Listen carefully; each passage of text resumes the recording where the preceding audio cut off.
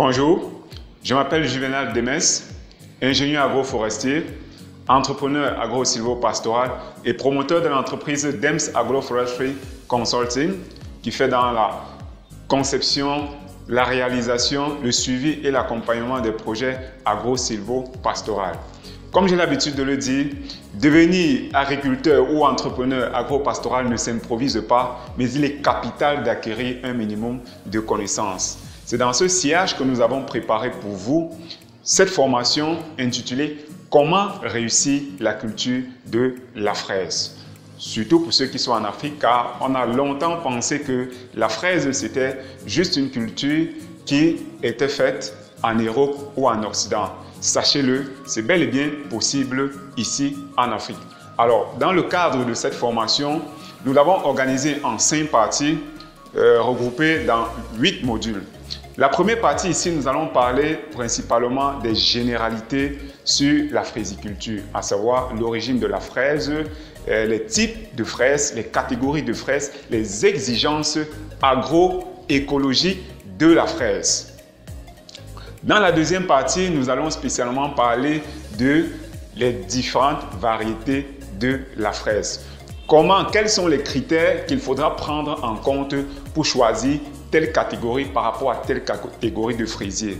Alors, parmi la catégorie qu'on va choisir, quels sont les éléments, les différents éléments qui vont vous permettre de choisir parmi cette panoplie de variétés de fraisiers qui existent, telle variété par rapport à telle autre en fonction de la localité où vous voulez produire. La troisième partie ici, on va parler de la préparation de votre site et du planting. En fonction du système de culture que vous avez décidé de mettre en place, que ce soit en culture hors sol, en culture plein champ ou en culture sous serre. Comment est-ce que vous deviez préparer votre site? Comment est-ce que vous deviez préparer votre terreau? Comment est-ce que vous deviez planter votre fraisier?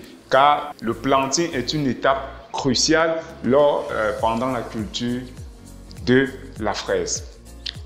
Dans la quatrième partie, nous allons parler spécialement du suivi et de l'entretien. Vous le savez, pour tout projet agricole, le suivi et l'entretien est une phase capitale pour réussir son projet. Alors, dans le suivi et l'entretien, on va vous parler du système d'irrigation qu'il faudra utiliser en fonction du système de culture qu'on aura choisi, de l'entretien proprement dit, de quand est-ce qu'il faut récolter les fruits, de quand est-ce qu'il faut récolter les stolons, de comment et quand fertiliser ces plants de fraisier dans sa fraiseraie. Dans la cinquième partie, bien évidemment, nous allons parler des maladies et ravageurs.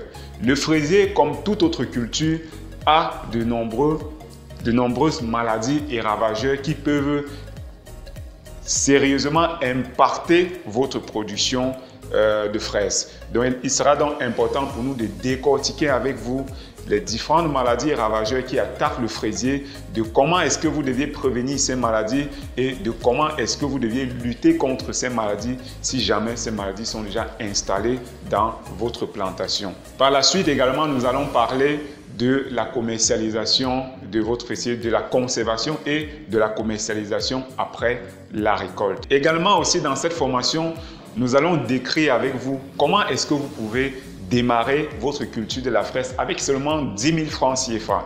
Vous le savez, beaucoup sont à la recherche des activités où on peut investir avec un faible capital de départ. Avec 10 000 francs, vous pouvez investir dans la culture de la fraise et avoir un niveau de revenu assez important.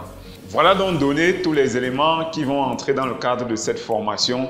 Rendez-vous tout de suite sur la plateforme Sekucha pour découvrir en détail cette formation. Mais surtout, n'oubliez pas de me donner une note. On se dit à tout de suite.